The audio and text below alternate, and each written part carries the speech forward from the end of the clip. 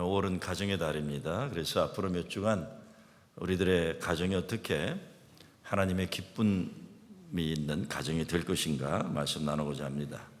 오늘 어린이 주일입니다. 그래서 오늘은 우리 자녀들을 어떻게 하나님 기뻐하시는 행복한 자녀로 우리가 양육할 것인가 이 말씀을 드리고자 합니다. 유대 랍비 하임 도닌이라는 사람이 70년대 초반에 To be a Jew, 어떻게 유대인이 되는가라는 책을 냈습니다. 10년 후에 책을 또 냈는데 To raise a Jewish child, 어떻게 어린이들을 유대인으로 키울 것인가라는 책을 썼습니다. 그 책 머리에 이렇게 썼습니다. 이 책은 부모들로 하여금 아이들을 어떻게 자기 자신들이 유대인이라는 것을 긍정적으로 받아들이게 살게 하며 유대 신앙에 대해 행복하게 생각하며 유대인 아이덴티티와 문화유산의 의미와 목적을 찾을 수 있도록 준비시킬 것인가를 돕기 위해 썼다. 참 중요한 내용입니다. 유대인이라는 것을 긍정적으로 받아들인다. 유대인 차별 정책이 있던 옛날에 있었어도 유대인이라는 걸 긍정적으로 받아들이고 유대 신앙에 대해서 행복하게 생각하며 유대인 아이덴티티의 문화유산의 의미와 목적을 찾을 수 있도록 준비시킨다. 이것이 오늘 미국에 살아가는 우리 코리안 아메리칸 우리들의 과제이기도 합니다. 어떻게 우리가 우리 자녀들을 코리안 아메리칸이라는 것에 대해 긍정적인 자화상을 가지고 살도록 할 것인가? 어떻게 신앙생활들을 행복하게 할 것인가? 그리고 우리 문화유산에 대해서 자랑스러운 문화유산의 의미를 알고 목적을 발견하게 할 것인가? 우리 가정들만이 아니라 교회가 공동체 전체가 관심 가지고 기도하며 투자해야 할 중요한 과제입니다. 이스라엘 민족은 물론 유대 종교의 가장 중요한 핵심은 바로 자녀 교육입니다. 창세기 18장에 보면 아브라함을 통해서 하나님이 이렇게 말씀하십니다. 아브라함은 강대한 나라가 되고 천하 만민은 그를 인하여 복을 받게 될 것이 아니냐. 내가 그로 그 자식과 권속에게 명하여 여호와의 도를 지켜 의와 공도를 행하게 하려고 그를 택하였나니 그랬어요. 축복하신 목적이 그 자녀들을 통해서 하나님의 도를 지켜 행하게 하려고 택했다는 거예요. 우리가 한 인생을 살아가면서 가장 중요하고 보람 있는 사명이 있다면 하나님이 우리에게 주신 자녀를 믿음으로 잘 양육하는 것일 겁니다. 근데 어렵죠. 어려운 일입니다. 그러나 주어진 거룩한 사명인 것은 틀림없습니다. 벌써 오래전 신문인데 옛날 한국 신문이 있다 보니까 한국의 제일 큰 교회 10대 목사님 자녀들에 대한 얘기가 나면서 엉망으로 키워서 목사들이 고생하는 얘기가 나와요. 특별히 세계 최대의 교회를 부흥시켰다는 목사님 아들이 엉망으로 살아서 사실 그 목사님은 지금까지도 고생하세요. 왜? 신문에 뭐 몇백억 재정비리 사건이 나오는 이유는 아들 때문에 나오는 거예요. 사실은 아들을 지켜주려다가 계속해서 지금 어려움 당하는 거죠. 여러분 잘 아시는 미국의 빌리 그레엄 목사님이 얼마나 훌륭한 분입니까? 근데 그 목사님의 자서전을 보게 되면 오래전에 자기 집에서 미국의 유명한 분들만 초청해가지고 뭐 중요한 모임을 하면서 만찬을 하는데 갑자기 정문이 와당탕 소리를 하면서 열려지면서 부릉부릉 오토바이가 들어오는데 완전히 동네 망나니 같은 청년이 오토바이를 타고 집 안으로 막 들어온 거예요. 사람들이 놀래갖고 저 깡패가 누군가. 근데 빌리 그레엄 목사님이 고개를 푹 숙이고 있더래요. 내 아들입니다. 내 아들입니다. 그 아들이 지금 프랭클린 그레엄 목사입니다. 아버지를 이어서 하고 있는. 그때 사람들이 빌리 그레엄 목사를 바라보면서 아무리 저 사람이 세계 최고의 목사라고 해도 자식 농사는 믿음으로 잘 못 키웠구나. 자기를 쳐다보는데 그냥 할 말이 없었다 이렇게.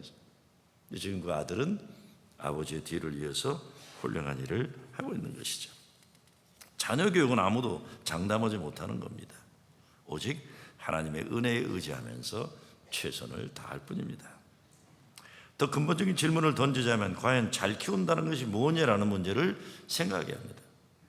오늘 성경 본문에서 사도 바울은 과연 신앙적인 면에서 성공적인 자녀 교육이 무엇인가를 우리에게 제시해 주고 있습니다. 바울은 믿음의 아들인 디모데에게 먼저 청결한 양심으로 하나님께 감사한다고 했고, 두 번째는 은혜를 아는 눈물을 생각한다고 했고, 세 번째는 거짓이 없는 믿음을 칭찬하고 있습니다. 청결한 양심, 은혜를 아는 눈물, 그 다음에 뭡니까? 거짓이 없는 믿음이에요. 한 인생을 살아가는데 이런 칭찬받을 수 있는 사람은 참 행복한 사람일 겁니다. 우리들의 가정에서 하나님의 칭찬을 받는 인물들이 많이 나올 수 있길 빕니다. 우리 자녀들이 공부를 잘해야 됩니다. 그렇죠? 그러나 믿는 가정에서는 그보다 더 사람 됨됨이가 잘 되도록 믿음으로 양육해야 되는 거죠. 믿는 가정이 물질적으로 잘 되는 것도 좋은 겁니다. 그러나 돈 잘 번다고 해도 깨끗한 양심이 없다면 하나님 기뻐하는 인간이 되지 못하는 거죠. 세상 사람들이 알아주고 인정하는 인물이 된다고 해도 하나님의 은혜를 아는 눈물이 없는 인간이라면 그리 자랑할 것이 못 되는 겁니다. 바울이 오늘 우리에게 제시하는 자녀 교육이 뭡니까? 첫째, 먼저 하나님의 은혜를 아는 겁니다. 우리 자녀들이 이 세상을 살아가면서 무엇을 소유하고 살아가느냐, 이게 중요한 것이 아니라 무엇을 위하여 살 것인가, 이걸 가리키는 거죠. 언젠가 미국 국영 라디오 내셔널 퍼블릭 라디오 스테이션 NPR에서 해피니스라는 주제를 가지고 이야기 나누는 게 있었는데, 부제가 아메리칸 패러독스예요. 미국의 모순. 지난 30여 년 미국인들의 수입이 2배가 됐다고 해요. 인플레를 다 계산한다고 해도 30년 전보다 가정당 자가용의 자동차가 2배가 늘었고 쓸 수 있는 돈이 2배가 늘었다는 겁니다. 잘 살게 됐다는 겁니다. 그런데 아메리칸 패러독스라는 것은 이혼율이 2배가 늘었고 청소년 자살률이 3배가 늘었고 강력범죄가 4배가 늘었다. 기본적인 행복지수가 반으로 줄었다고 했습니다. 청소년들의 행복지수가 더 문제가 되는데 경제적 상류층 청소년들이 중하층 청소년들보다 위험 수치가 높다는 연구 보고가 나왔습니다. 어떤 위험 수치냐? 불안, 좌절, 음식 조절 장애, 약물 중독, 약물 중독. 여기에 위험의 가능성이 더 높다고 하는 겁니다. 그러니까 돈 많은 집 아이들의 행복지수가 돈 많은 것과 정비례하지 않는다는 겁니다. 그럼 거꾸로 얘기하면 돈 없다고 행복까지 없어야 하는 것처럼 그렇게 살지 말아야 되는 겁니다. 돈이 없는 거는 그냥 없는 겁니다. 그거하고 행복한 거 아무 상관없습니다. 여러분 생각해보세요. 돈도 없는데 행복하지도 않으면 그거 얼마나 불행해요. 돈이 없을수록 혀를 깨물고 행복해야 되는 거죠. 그렇죠? 그렇습니다. 돈과 행복은 정비례가 하는 게 아닌데 우리 스스로가 그렇게 만들어버리면 돈도 없어 속상해 죽겠는데 행복지수까지도 스스로 떨어뜨리면 얼마나 불행해요. 아니라는 겁니다. 돈 없어도 행복할 수 있다 이겁니다. 아멘도 안 하시네 다. 아니 연구 보고가 그렇게 나왔는데 뭐 어떡합니까? 돈 없다고 행복하지 않은 거하고 상관없다는 거예요. 행복하게 살. 돈이라도 없으면 행복이라도 해야죠. 무조건 행복해야죠. 그렇죠? 뭐 실험할 수 없습니다. 뭐. 근데 행복 지수가 평균적으로 높은 사람들의 성향이 나왔는데 참 이게 중요한 것 같아요. 서로 사랑하고 존중해 주는 관계. 두 번째, 사회와 잘 연결되어 있는 신앙의 공동체에 소속되어 있다. 교회가 얼마나 중요한 거 얘기하고 있어요. 그렇죠? 그리고 억지로 밀려 살아가는 것이 아니라 주체적으로 자기 인생살이의 속도와 내용을 조절할 수 있는 능력이다. 두 번째가 중요해요. Socially active religious community예요. 그렇죠? 이 세 가지는 결국 예수 잘 믿고 행복한 교회에서 교회 생활 잘하라는 결론과 같습니다. 거꾸로 예수 잘 안 믿고 불행한 교회 만들지 말라는 거예요. 여러분 많은 경우에 이것도 우리 초이스예요. 결단이에요. 나는 예수 잘 안 믿고 불행한 교회 만들겠다 그러면 그렇게 사는 겁니다, 여러분. 근데 거꾸로 나는 예수 잘 믿고 행복한 교회 만들겠다 하면 그렇게 또 삶에 따라 결단을 하는 겁니다. 사도 바울은 이것을 은혜를 아는 눈물이 있는 성숙한 믿음의 소유라고 했어요. 우리의 자녀들이 은혜의 눈물, 고감을 가지는 거죠. 여러분 우리 어린이 주일이잖아요. 예수님이 분노하신 게 두 가지가 있어요. 신약에 보면 하나는 성전을 더럽히는 장사꾼들, 성전 정화죠. 그 다음에 뭡니까? 어린아이들이 내게로 오는 것을 금하지 말라고 제자들에게 화를 내셨어요. 너희들이 뭔데 어린아이들이 내게 오는 것을 금하느냐? 그러면서 하신 말씀이 뭡니까? 어린아이들을 실망시키고 어린아이들을 시험에 빠뜨리는 자들은 어떻게 하라고요? 연자맷돌을 목에 매달아서 바다에 던지라고 했어요. 예수님이 그러시죠. 예수님이요. 절대로 그러면 안 되는 거예요. 우리요. 절대로 그러면 안 되는 겁니다. 교회라는 것도 국가라는 것도 가정이라는 것도 어린아이들을 지켜낼 수 있는 것이 국가고 가정이고 교회지. 어른들이 자기들이 원하는 것, 자기 편한 것, 자기들이 원하는 것 산다고 아이들을 갖다가 생명이나 아이들의 행복을 함부로 짓밟는 것은 아니다. 이걸 얘기하는 거죠. 두 번째, 사랑의 기억을 남겨주는 교육입니다. 누가 뭐래도 참다운 나를 알아주고 사랑해서 기다리고 기도해주는 부모에 대한 기억이에요. 이 세상에서 누가 뭐래도 나의 참 가치를 알아주는 분들이 계시다. 내 부모님이 계시다. 나를 포기하지 않고 사랑하는 한 사람이 있다. 이것이 가정이고 교회가 되어야 된다는 것이죠. 20세기 역사에 가장 큰 영향을 끼친 인물로 손꼽히는 엘버트 아인슈타인이 초등학교 때 공부를 지지를 못해가지고 선생님이 학교 성적표 비고란에 이렇게 썼대요. 이 아이는 머리가 너무 나빠서 뭘 해도 못할 거다 그래서. 엘버트가 실망해갖고 집에 오니까 아버지가 그랬다는 거 아니에요. 엘버트, 실망하지 마라. 선생님이 네가 누군지 잘 몰라서 그러시는 거다. 너를 알면 그렇게 말씀 안 할 거다. 그렇죠? 제 인생에 있어서도 지금도 잊지 못하는 선생님입니다. 제가 79년도 화공학을 대학에서 졸업하고는 동서남북 제대로 가리지 못하는 나이에 보스턴의 신학대학원에 들어갔는데 준비도 제대로 안 된 상태에서 영어도 잘 모르고 영어 성경도 모르는데 신학교를 들어갔으니 얼마나 기가 막혔겠습니까? 79년이니까 한국 사람들도 그렇게 많이 거기 와 있지 않을 때였어요.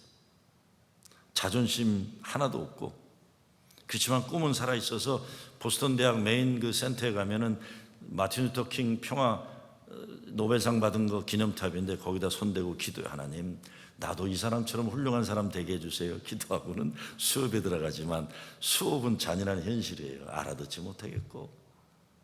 그러면 채플에 가서 울면서 하나님, 나 이대로 쫓겨나면 안 되는데 어떡합니까? 기도해요. 어느 날 불안과 공포와 초조 가운데서 하는데 수업이 끝나면서 구약학 교수가 저를 보자고 그래요. 이 학교에서는 그래도 신학교니까 그래도 아주 그 학교에서 제일 아버지 같은 해롤 백이라는 구약 교수인데 통통한 백인 할아버지, 수염도 나고 돋보기 안경 크게 쓴 구약 교수인데 착한 분을 통해서 학교를 쫓겨내면서도 이렇게 인간적으로 대해주나 보다 생각했어요. 그 교수가 제가 내려갔더니 이렇게 얘기해요. How are you doing, Mr. Kim? 어떻게 지내냐? 제가 대답하기를 I do not expect too much from myself. 나 자신에 대해서 그렇게 큰 기대하지 않습니다. 어떻게라도 동정표를 보더라고. 그랬더니 그 몸집이 통통한 미국 교수가 의자를 박차고 벌떡 일어나더니 제 양어깨를 꽉 붙잡고 흔들면서 제 눈을 똑바로 쳐다보며, 그게 벌써 79년도 그러니까요. 옛날이죠. But I do, Mr. Kim, I do expect a lot from you. 그 순간에 저는 180도 달라진 인간이 됐습니다. 나를 기대해 주시는 나 같은 인간인데도 나에 대한 많은 기대를 가지고 계신 교수님이 계시는구나. 그래서 졸업할 때 인생이 뒤바뀌어서 기죽고 비리비리한 학생이 아니라 당당한 학생으로 학생 대표로 뽑혀가지고 졸업식 성만찬 집례하고, 옆에 우리 교수 대표는 해롤 백 교수가 제 인생에 잊지 못할 영광스러운 순간이었어요. 칭찬의 말 한마디, 기대의 말 한마디, 소망의 말 한마디, 사랑의 말 한마디, 사람의 미래를 결정하기도 합니다. 어렵죠. 물론 어렵죠. 어려운 겁니다. 크라이슬러 자동차 회사 회장을 지냈던 리 아야컵과 자서전에 봐도 그런 얘기가 나오잖아요. 아들이 너무 자기가 리 아야컵과 얘기해요. 어렸을 때 실망하고 좌절해 있을 때 아버지가 방에 들어와서 하신 말씀이에요. 아들아, 너 이런 문제도 전에도 걱정하지 않았냐? 근심하지 않냐? 그렇지만 잘 해결된 걸 알지 않느냐? 아들아, 괜찮다. It too will pass. 이런 문제도 지나갈 거다. 그리고 한마디를 더 합니다. 아들아, 태양은 내일 다시 떠오른단다. 태양은 내일 다시 떠오른단다. 그 말씀을 기억하고 크라이슬러 회사의 위기를 극복할 수 있었다고 차수선이 쓰고 있습니다. 부모가 되면, 애비가 되면 이 정도는 돼야죠. 아들아, 내일 태양은 다시 떠오른단다. 사도 바울은 디모데 오늘 성공한 인생의 배후에는 어머니와 할머니의 거짓이 없는 믿음이 있다고 말합니다. 이 믿음은 먼저 내 외조모 로이스와 내 어머니 유니게 속에 있더니 내 속에도 있는 줄을 확신하노라. 오늘 나는 나의 오늘의 작품만이 아니라는 겁니다. 최소한 나의 부모와 조부모를 넘어서는 3대에 이르는 것이에요. 가문에 흐르는 뿌리는 고귀한 겁니다. 없으면 지금부터라도 만들어가는 믿음의 가정이 되어야 되는 거죠. 없다고 불행할 필요 없죠. 오늘 내가 내 가문의 믿음의 뿌리를 만들어 가겠다. 정말 자녀를 사랑한다면 믿음의 뿌리가 있는 가정에 자긍심을 놓아줘야 될 겁니다. 우리 자녀들 하나님 축복의 자녀로 키우려면 무엇보다 우리는 부모로서 말의 권위가 있어야 돼요. 평상시에 신앙의 권위가 있는 부모답게 살아야 되는 거죠. 성경에 보면 하나님이 죄악의 도시 소돔을 멸망시키려 할 때 롯에게 가족을 피신시키라고 했어요. 그때 딸들의 사위들에게 도망가라 그랬더니 사위들이 장인의 말을 농담으로 여겼더라. 성경은 그렇게 기록되어 있어요. 장인의 말을 농담으로 여겼더라. 왜? 평상시에 신앙적으로 살지도 않던 노인네가 왜 갑자기 저래? 평상시에 신앙의 말을 하지 않던 사람이 그러니까 농담으로 여겼더라. 그게 다 죽고 말았어요. 다 죽고 말았어요. 평상시에 우리 말씀의 신앙의 권위가 있어야 되는 거죠. 우리 아버지 말은 믿을 수 있다. 우리 어머니 말씀은 내가 믿을 수 있다. 이런 글이 있습니다. 만약 어린아이가 꾸지람을 받으면서 살아가게 된다면 남을 비난하는 법을 배우게 된다. 만일 어린아이가 적개심을 품고 살아가게 된다면 싸우는 것을 배우게 된다. 만약 어린아이가 수치심을 느끼며 살아가게 된다면 죄의식을 배우게 된다. 만약 어린아이가 관대한 대우를 받으며 살아가게 되면 남을 신뢰하는 법을 배우게 된다. 만약 어린아이가 격려를 받으며 살면 감사하는 것을 배우게 된다. 만약 어린아이가 공평한 대우를 받게 되면 정의롭게 살게 된다. 만약 어린아이가 따뜻한 보호를 받고 살게 되면 남을 믿으며 살게 된다. 만약 어린아이가 풍성한 인정 속에 살게 되면 자신을 사랑하는 사람이 된다. 만약 어린아이가 친구들과 더불어 사는 것을 배운다면 이 세상에서 사랑을 알게 된다. 오래전인데 나성판 한국일보 권정희 기자 칼럼에 이런 내용이 나왔습니다. 부모들의 본의 아닌 무관심과 아울러 아이들을 부모에게서 밀쳐내는 것은 한인 부모들의 터없는 부정적인 언행이라고 본다. 이따금 미국 가정에 가보면 부모들이 아이들에게 참 칭찬을 잘한다는 생각이 든다. 우리 눈에는 별로 칭찬할 만한 게 아닌데도 따뜻하게 칭찬해서 아이들을 기분 좋게 한다. 한인 부모들은 워낙 여유 없는 생활을 해서 그런지 언행이 지나치게 부정적인 경우가 많다. 습관적으로 부정적 기운을 내뿜어내서 아이들을 질리게 만든다. 아이들이 부모에게서 제일 듣기 싫어하는 말들이 있다. 너 같은 애는 내 자식이 아니야. 형은 안 그러는데 넌 왜 그러냐. 너는 몰라도 돼. 네가 그렇지 뭐. 나가버려. 이런 부모들은 별 생각 없이 내뱉는데 자녀들이 상처를 받는 말들은 그 외에도 더 있다. 넌 커서 뭐가 되려고 그러냐. 넌 왜 맨날 그 모양이냐. 너 하나 제대로 하는 게 없어. 누굴 닮아서 저 모양이야. 집안에서 냉기를 느끼면 아이들은 밖으로 나간다. 식물이 싱싱하게 자라려면 햇빛이 필요하듯이 사람도 햇빛이 있어야 건강하게 자란다. 정신적인 햇빛이다. 따뜻하게 감싸고 길을 살려주는 칭찬이라는 햇빛이다. 부모는 자녀의 삶의 기후를 좌우하는 큰 힘을 가진 존재다. 아이들에게 왜 아낌없이 햇빛을 내려주지 않는가. 이 글을 쓰신 권정희 편집 고문인가 그러신데 아주 잘 알려진 분인데 우리 감리교 선배 목사의 부인이 있어요. 근데 우리 그 목사님은 한국에 오래 나가 있어서 혼자 아이들을 키우셨는데 제가 LA에 부흥회 갔더니 그 교회에 계시더라고요. 아이들이 잘 컸어요. 사모님, 아니 애들이 왜 이렇게 잘 컸습니까? 그랬더니 이렇게 얘기하세요. 교회 때문이죠 뭐. 그래. 교회 때문이죠. 크게 주일학교, 중고등부, 대학생, 청년부 어른들이 그 아이들을 그렇게 키워줬다. 제가 얘기하는 게 사실인지 아닌지 확인하시려면 연락해 보시면 알아요. 연락해 보시면 알아요. 교회 때문이죠. 얼마나 감사해야 돼요. 교회 때문이죠. 5월은 가정의 달이면서 동시에 여름방학에 가까우는 달입니다. 저는 우리 교회 목회시대 회의 때마다 강조하는 것이 여름방학 때 아무것도 할 것 없고 재미있는 일 없는 그런 아이들 여름방학 헛되게 보내지 않도록 잘 신경 써달라고 부탁해요. 우리네 삶에서 가장 마음 아픈 것이 뭡니까? 어디에서도 사랑받기 어려운 현실을 살아야 하는 아이들이에요. 학교에 가도 그렇고 집에 가도 마음을 붙잡아줄 사랑하는 사람들이 없는 아이들이 참 많아요. 그러니 교회에서 사랑받아야 하는 겁니다. 교회 사랑받아야죠. 사랑에는 시간의 투자가 필요합니다. 미국 가정에서 일어난 일이에요. 오늘 아빠가 열심히 새 차를 사고 줘갖고 매일 그 차를 카바시를 해요. 좋아가지고 그 차를 닦아요. 어린 아들이 아빠한테 이렇게 질문해요. 아빠, 이 차 참 좋은가 보다. 그래, 좋은 차다 이 차. 이렇게 잘 손질하고 닦아두면 나중에 팔 때 많은 값을 받고 또 팔 수 있어. 그래요. 아빠가 열심히 카바시를 하니까 그걸 바라보던 아들아이가 아버지에게 이렇게 얘기합니다. 아빠, 나는 이 차보다 값이 안 나가는가 보지. 그러고 집으로 들어가더래요. 차는 열심히 닦으면서 한국 노래 중에 이 김종환이 부른 사랑을 위하여라는 노래 있지 않습니까? 사랑을 위하여. 모르면 배우시기 바랍니다. 이 노래는 좋은 노래예요. 그 노래 클라이맥스가 뭐예요? 내가 아플 때보다 네가 아플 때가 내 가슴을 철들게 했고, 그렇죠. 내가 아플 때보다 네가 아파할 때가 내 가슴을 철들게 했고.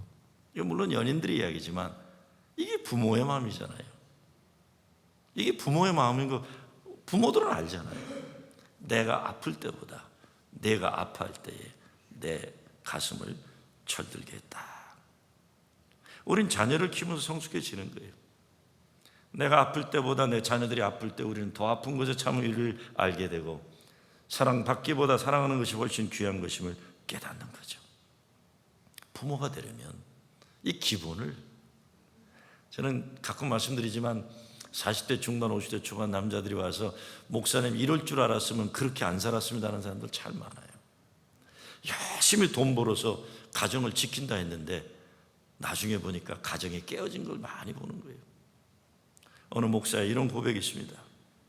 자기가 어렸을 때 아버지가 자기와 서커스를 같이 가기로 약속했는데 갑자기 아버지 회사에 문제가 생겨서 급히 가야 되는 일이 생겼어요. 그때 어머니가 아버지에게 여보, 서커스는 나중에 가도 되니까 회사에 가요 그러더래요.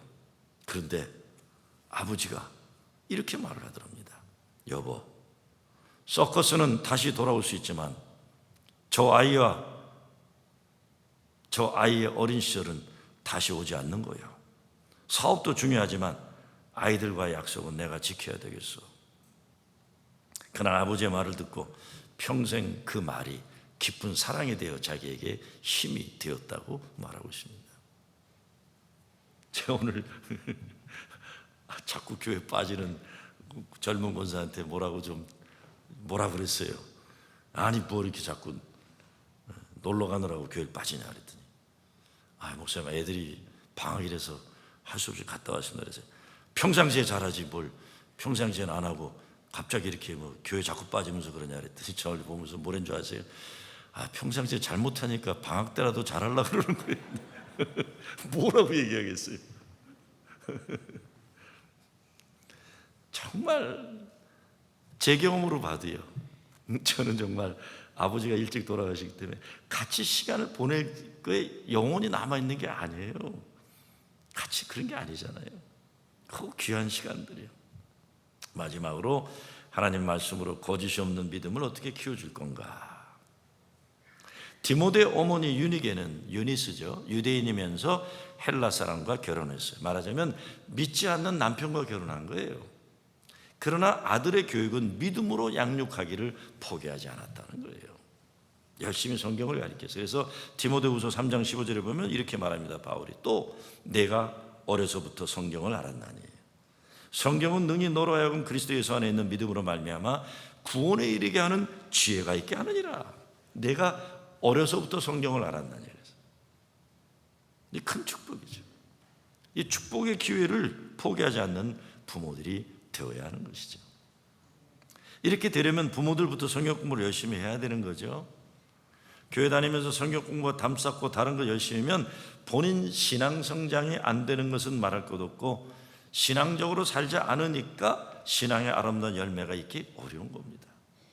더 큰 문제는 부모가 교회는 다닌다고 하지만 성경 말씀에 따라 살지 않는 것 보면서 그 집안 아이들이 커서 신앙생활 제대로 하기는 어려운 겁니다. 우리 어머니 아버지는 교회를 오래 다니긴 했는데 왜 다녔는지 모르겠어 이렇게 된 큰일이에요. 그렇죠? 우리 어머니 아버지는 교회는 오래 다녔다고 하는데 왜 그 교회만 갔다 오면 부부싸움하고 맨날 교회에 뭐 싸움만 했을까? 이 곤란해지는 거예요. 그러면 애들이 커서 교회 안 나오는 거죠.